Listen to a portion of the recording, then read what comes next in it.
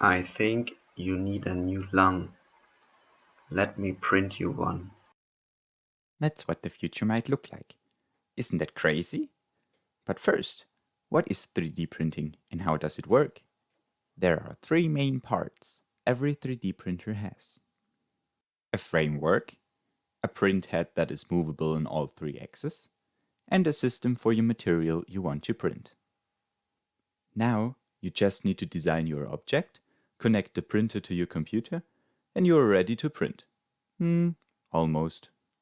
There are many different types of 3D printers, mostly depending on the material you want to print. For example, an inkjet, micro extrusion, or a laser-assisted 3D printer. The most used one for bioprinting is the inkjet bioprinter. The material, that comes in special printer cartridges, gets pushed out of a small jet using thermal or acoustic forces. To explain how the biological part of bioprinting works, I need to call a friend who is way better in explaining it to you than I am. Burp, burp, burp, blah blah blah blah blah blah blah. Blah, blah, blah, blah, blah, blah, blah, blah. In order to print tissue instead of inanimate objects, a few things must be thought of.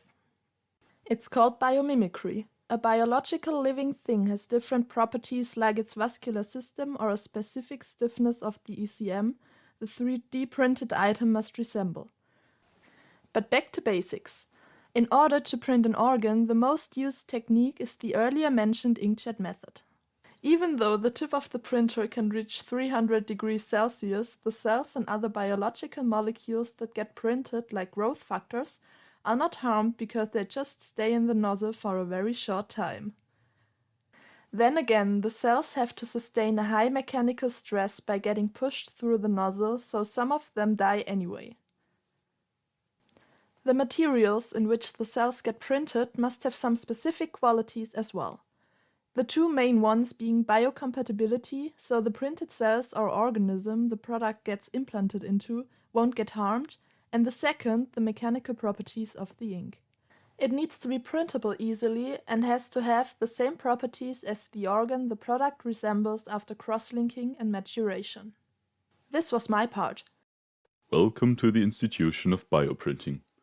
My friends already told you about the technology of 3D printing with living cells. You think it's a future story?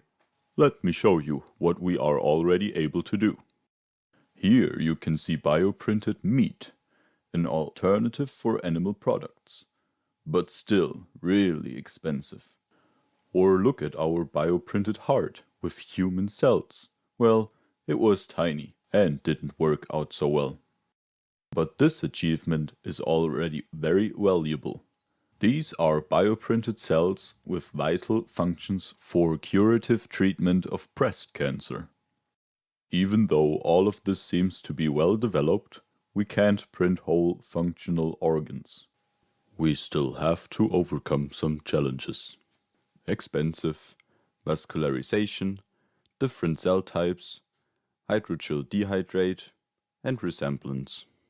Are you also curious about what we can still achieve? Let's ask our friend from the future.